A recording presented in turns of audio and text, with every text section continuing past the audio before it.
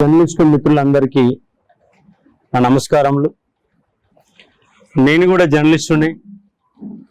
వార్తా పేపర్లో, ఆంధ్రజ్యోతిలో, సాక్షిలో, నమస్తే తెలంగాణలో సుదీర్ఘంగా 14 సంవత్సరాలు పోటీ చేసిన వ్యక్తిని, పనిచేసిన వ్యక్తిని. ఇక్కడ మీ సూర్యాపేటలో కూడా ముగ్గుల పోటీలు నిర్వహించినప్పుడు కూడా ముగ్గుల పోటీలకు వచ్చి వివిధ కార్యక్రమాలకు వచ్చి విజయవంతం చేసిన వ్యక్తిని. 2002 నుంచి 2015 వరకు కూడా ప్రముఖమైన అన్ని పత్రికలలో ఒక సబ్ ఎడిటర్గా, ఒక ఎడిషన్ ఇన్ఛార్జిగా, టోటల్గా నమస్తే తెలంగాణలో ఎడ్యుకేషన్ చీఫ్గా పనిచేసి అక్కడి నుంచి ఫ్యాకల్టీగా మారి, లెక్చరర్గా మారి కొన్ని వేల మందికి ఉద్యమ పాఠాలు చెప్పాను.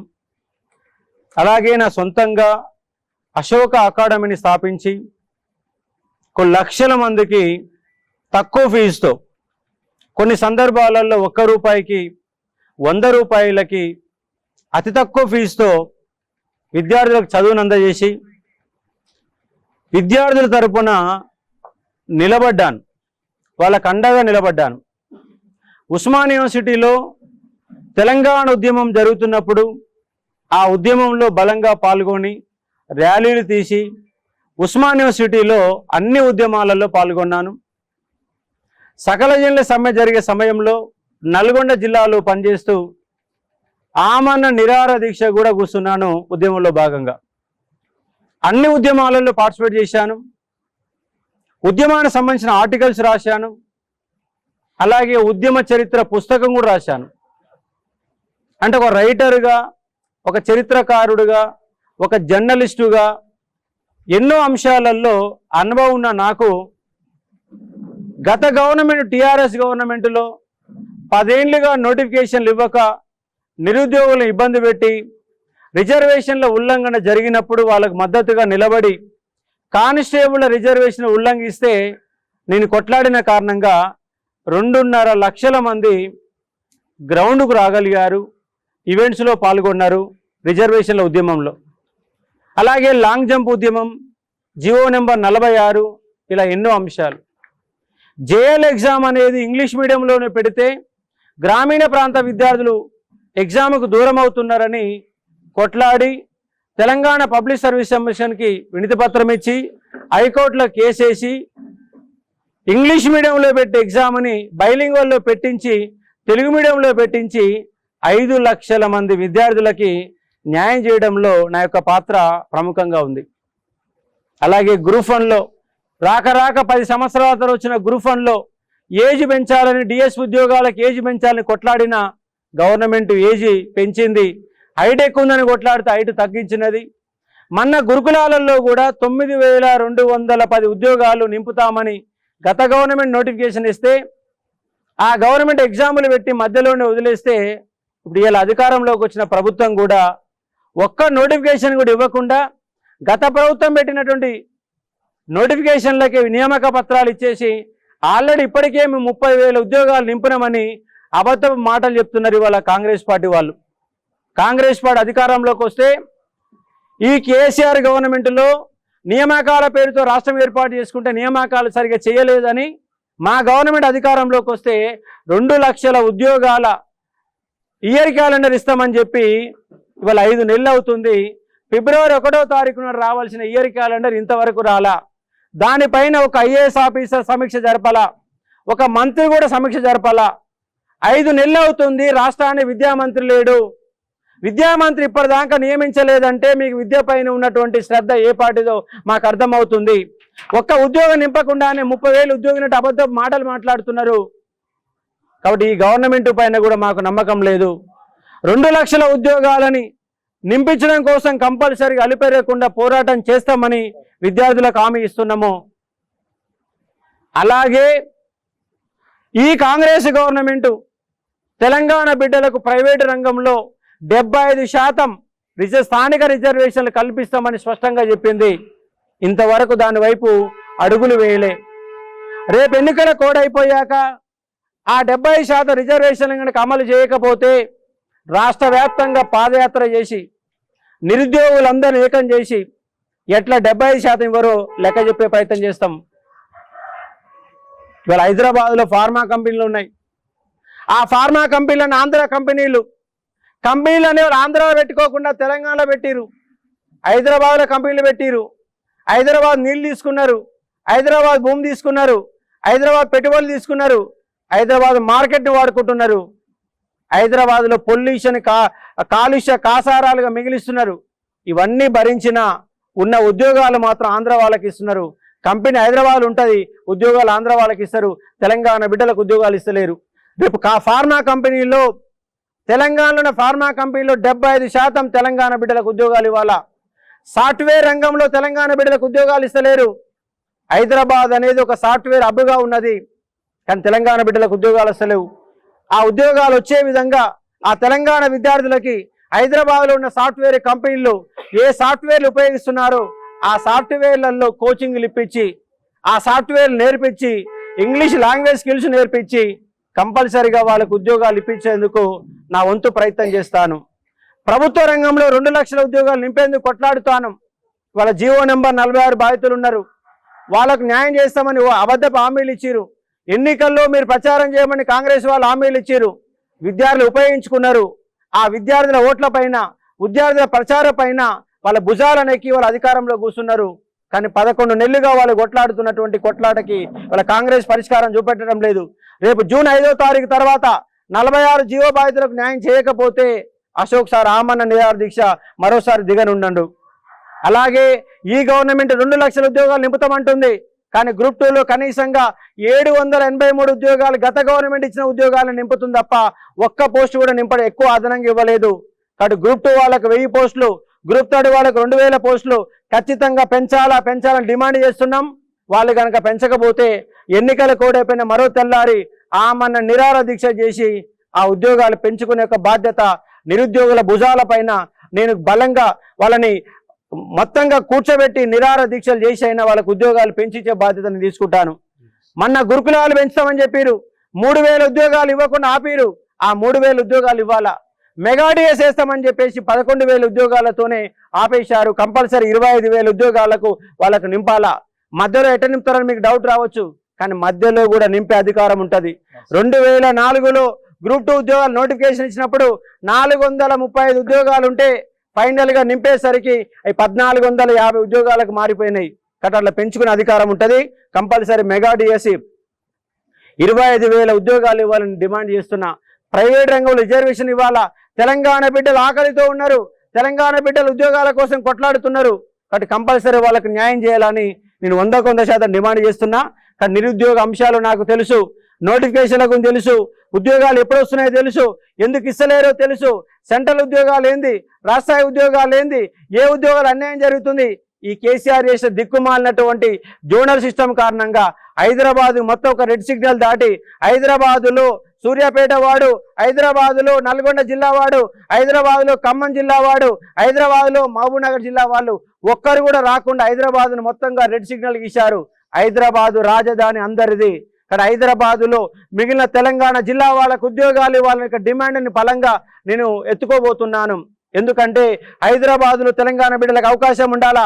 హైదరాబాద్లో మొత్తం సెటిలర్స్ ఉన్నారు, సెటిలర్స్కి అనుకూలంగా ఆ జోనల్ సిస్టమ్ తీసుకొచ్చారు. కానీ తెలంగాణలో హైదరాబాద్ని ఫ్రీ జోన్, ఓన్లీ తెలంగాణ వాళ్ళకు ఫ్రీ జోన్గా చేసి 40% ఉద్యోగాలు మిగతా జిల్లాలకు ఇవ్వాలని డిమాండ్ చేస్తూ ఉన్నాను. కాబట్టి జోనల్ సిస్టంలో కంపల్సరీగా మార్పులు రావాలా. ఇవాళ కేసీఆర్ తీసుకొచ్చిన కొత్త జోనల్ సిస్టంలో 1 to 7th మాత్రం పెట్టారు. కానీ వాస్తవంగా 10th క్లాస్ వరకు ఉండాలా. 1 to 7th పెడితే ఆంధ్ర వాళ్ళు దొంగ సర్టిఫికేట్ తెచ్చి అక్కడ హైదరాబాద్లో చదివినట్టు దొంగ ములికి సర్టిఫికేట్లు పెట్టేసి అన్ని ఉద్యోగాలు కొల్లగొడుతున్నారు. 10th క్లాస్ వరకు మొత్తంగా స్థానికత పెట్టాలా. 10th క్లాస్ వరకు స్థానికత పెట్టకపోతే హైదరాబాద్లో ఉద్యోగాలన్నీ ఆంధ్ర వాళ్ళ పాలున్నది. కాబట్టి కంపల్సరీ జోనల్ సిస్టంలో తీసుకురావాలా. ఉద్యోగులకు న్యాయం చేయాలా. ఈ గవర్నమెంట్ వచ్చినాక ఇమ్మీడియట్గా మీకు వచ్చి అధికారంలోకి వచ్చిన తెల్లారే కేసీఆర్ మీకు అయ్యా డిఏ ఇవ్వకుండా మోసం చేసిండు. మేము అధికారంలోకి వస్తే ఎమ్మటే 3 డిఏలు ఎమ్మటే ఇస్తామని చెప్పారు. ఒక్క డిఏ ఇవ్వలేదు. 4వ డిఏ కూడా యాడ్ అయింది. 4 డిఏలు పెండింగ్ ఉన్నాయి. కాబట్టి ఎన్నికల పేరు చెప్పి మీ డిఏలు ఇవ్వకుండా ఉద్యోగులను మోసం చేస్తున్నారు. గురుకుల ఉద్యోగాన్ని టార్చర్ పెడుతున్నారు. అన్ని రకాల ఇబ్బంది పెడుతున్న అంశాన్ని ఇక్కడ మీరు అవగాహన చేసుకునే ఒక ప్రయత్నం చేయవచ్చు. కాబట్టి అన్ని అంశాలపైన, నిరుద్యోగుల అంశాలపైన, ఉద్యోగాల అంశాలపైన, గ్రాడ్యుయేట్లు పడుతున్న ఇబ్బందులపైన, ఎందుకంటే ఇవాళ డిగ్రీ చదివిన విద్యార్థి 35 ఏళ్ళు వచ్చినా కూడా పెళ్ళి అయితలేదు, 30 ఏళ్ళు వచ్చినా కూడా పెళ్ళి అయితలేదు. ఎందుకంటే ఉద్యోగాలు సరిగ్గా దొరకడం లేదు, ఎందుకంటే దానికి ప్రణాళిక, ప్రభుత్వం కాడ ప్రణాళిక లేదు. ఇవాళ ఇబ్బందులు పడుతున్నారు, మానసిక సంఘర్షణ పడుతున్నారు. ఇంటర్మీడియట్ అయిపోయింది, ఇంటర్మీడియట్ వారు గవర్నమెంట్ స్కూల్లో చదువుకున్నాడు, డిగ్రీ వారు గవర్నమెంట్ స్కూల్లో చదువుకున్నారు. మరి డిగ్రీ అయిపోయినాక నిరుద్యోగం ఏం చేయాలా? బీటెక్ అయిపోయిన నిరుద్యోగం ఏం చేయాలా? ఎంటెక్ అయిపోయిన నిరుద్యోగం ఏం చేయాలా?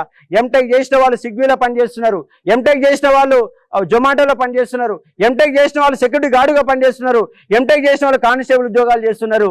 తన స్థాయికి దగ్గర ఉద్యోగం చేయక మానసిక సంఘర్షణ పడుతున్నారు. వాళ్ళకి దారి చూపాలా, వాళ్ళు ఏం నేర్చుకోవాలా, ఏ టెక్నికల్ స్కిల్ కావాలా, వాళ్ళు ఎలాంటి ఇంగ్లీష్ నేర్చుకోవాలా, ఆ దారి చూపే వాళ్ళు లేరు.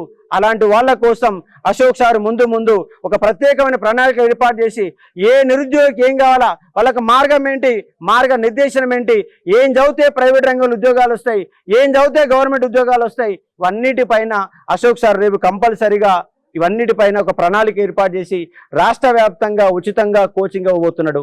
మేధావులందరినీ కలుపుకొని, మంత్రి ప్రభుత్వాలను నిలదీసి ఎమ్మెల్యేలందరినీ కలుపుకొని వాళ్ళ సహకారంతో రాష్ట్ర వ్యాప్తంగా ఆన్లైన్ ద్వారా పూర్తి స్థాయిలో పోటీ పరీక్షలు ప్రిపేర్ అయ్యే వాళ్ళు, ప్రైవేట్ ఉద్యోగాలు ప్రిపేర్ అయ్యే వాళ్ళు, అన్ని రకాల వాళ్ళు కంపల్సరీగా అశోక్ సారు వాళ్ళకి అండగా నిలబడతాడు, వాళ్ళకి మార్గనిర్దేశం చేస్తాడనే నేపథ్యంలో వాళ్ళ ఎమ్మెల్సీగా నేను పోటీ చేస్తున్నా. విద్యార్థుల డిమాండ్ మేరకు వాళ్ళ ఎమ్మెల్సీగా పోటీ చేస్తున్నా. గ్రాడ్యుయేట్ ఎన్నికల్లో పోటీ చేస్తున్నా. ఇవన్నీ పనిచేయాలంటే నాకు ఒక ఎమ్మెల్సీ లాంటి పదవి కనుక ఉంటే బలంగా పనిచేయడానికి అవకాశం ఉంటుంది. ఓ మంత్రి కాడి పోతే అయినా ఎమ్మటే మనకు అపాయింట్మెంట్ ఇవ్వడు, కానీ ఎమ్మెల్సీ కూడా అపాయింట్మెంట్ ఇస్తాడు. మంత్రి నిలయడానికి అవకాశం ఉంటుంది, అసెంబ్లీ పోవడానికి అవకాశం ఉంటుంది. మీ వాయిస్గా గలంగా నేను పనిచేస్తానని స్పష్టంగా నేను చెప్పదలుచుకున్నా ఉన్నాను. కాబట్టి రేపు 27వ తారీఖు నాడు పట్టభద్రుల నియోజకవర్గం నల్లగొండ, ఖమ్మం, వరంగల్ అనే పట్టభద్రుల నియోజకవర్గం ఉప ఎన్నిక జరుగుతున్నది. ఆ ఉప ఎన్నికకు పట్టభద్రులు అనే వాళ్ళు మాత్రమే, డిగ్రీ పాస్ అయిన తర్వాత 3 సంవత్సరాల తర్వాత ఓటు హక్కు వచ్చిన వాళ్ళు మాత్రం వాడుకోవాలా. కాబట్టి నిరుద్యోగుల జెండా తెలుసు, నిరుద్యోగుల ఎజెండా తెలుసు, నిరుద్యోగుల గురించి అనువను తెలిసిన వ్యక్తిగా మిమ్మల్ని అందరినీ నేను ఓటు అడుగుతున్నా. మీరే నిలబెట్టారు, నిరుద్యోగులు నిలబెట్టారు, ఉద్యోగులు నిలబెట్టారు. నన్ను గెలిపించుకోవాల్సిన బాధ్యత నా పైన ఉన్నది.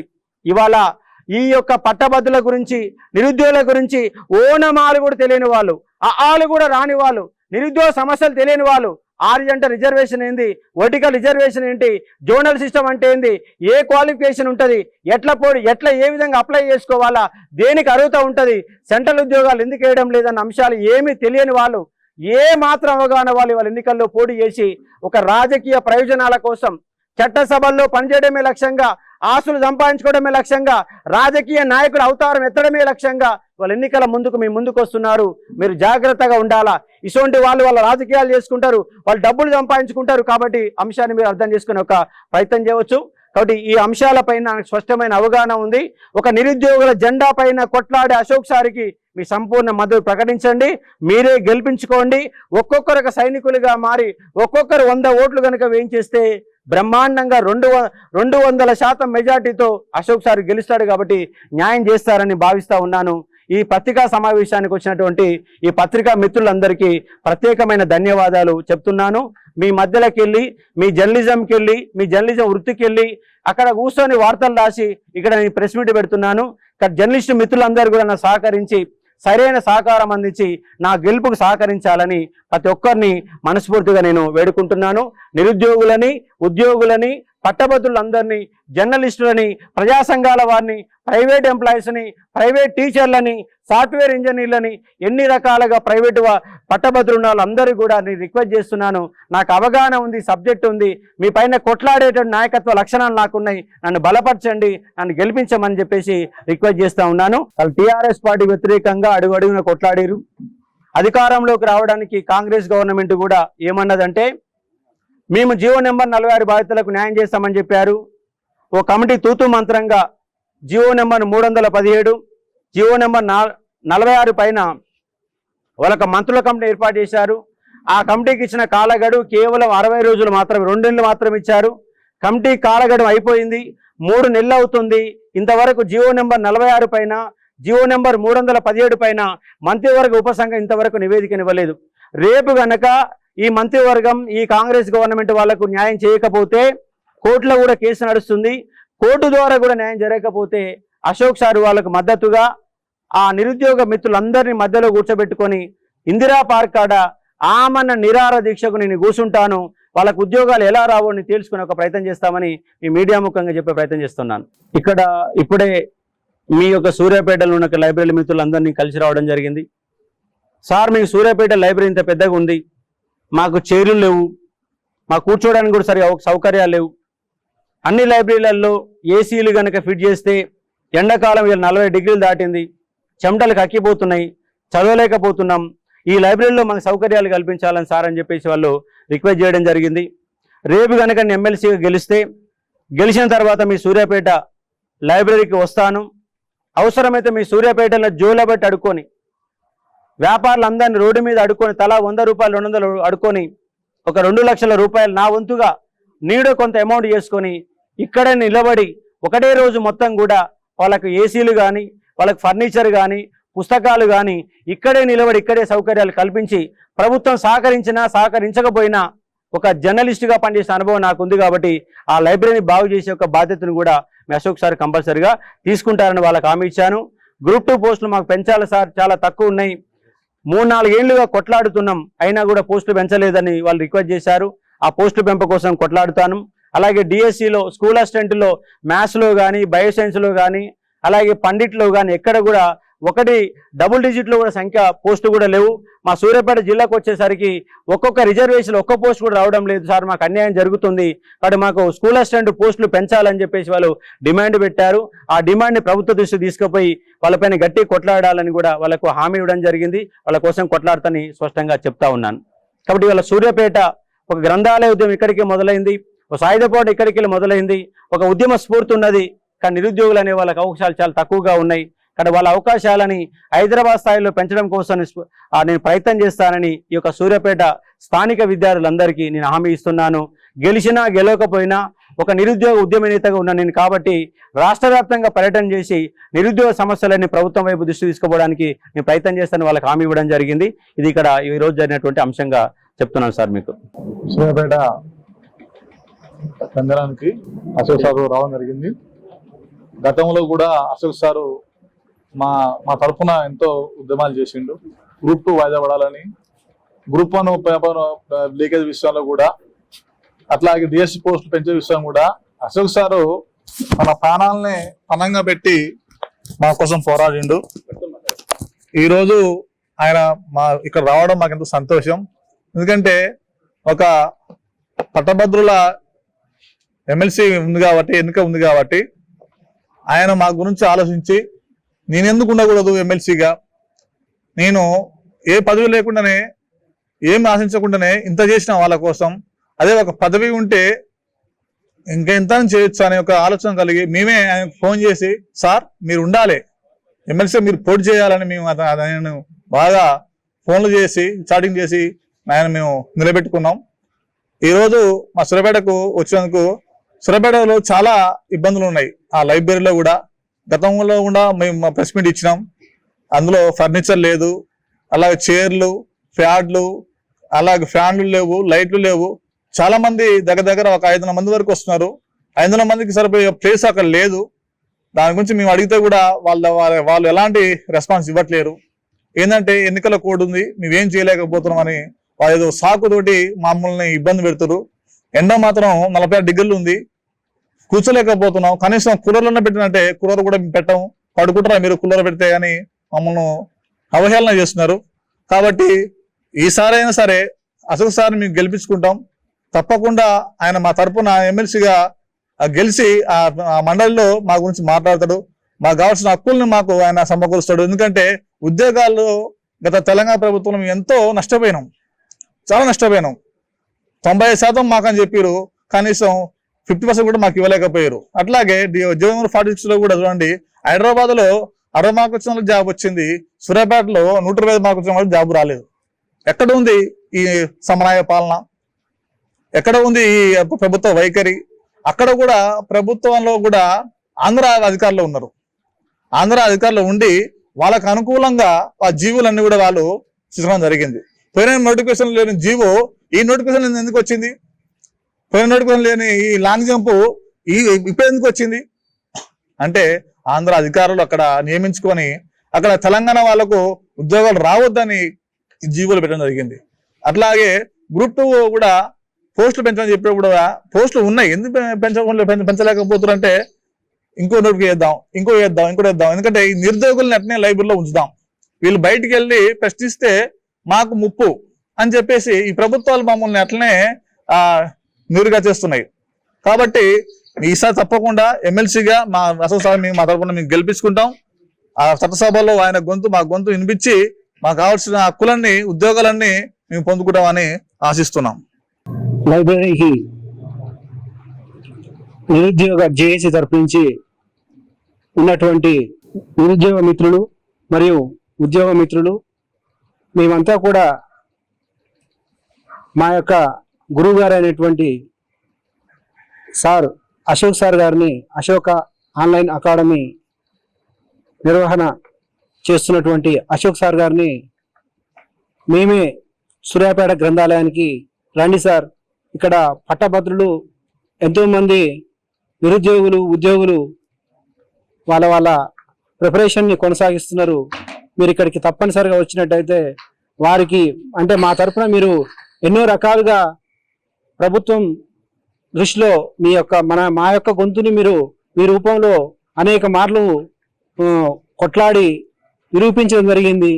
మా యొక్క బాధల్ని, మాకున్నటువంటి డిమాండ్లని మీ రూపంలో ప్రశ్నించే గొంతుకగా మీరు మా తరపు నుంచి మీరు ప్రశ్నిస్తారని చెప్పి మీ మీద మాకు నమ్మకం ఉంది. మీరు తప్పనిసరిగా సూర్యాపేట లైబ్రరీకి రావాలని చెప్పి మేము ఆహ్వానిస్తే సార్ మా యొక్క ఆహ్వానాన్ని మన్నించి ఈరోజు సాయంత్రం 4 గంటలకు లైబ్రరీకి వచ్చి నిరుద్యోగుల తరపు నుంచి, ఉద్యోగుల తరపు నుంచి, పట్టభద్రులందరి తరపు నుంచి సారు ఎమ్మెల్సీగా పోటీ చేయడానికి తన యొక్క అభిప్రాయాన్ని మా అందరికీ తెలియజేస్తూ తన యొక్క మద్దతుని మా యొక్క మద్దతుని 100% ఉండాలని చెప్పి కోరడం జరిగింది.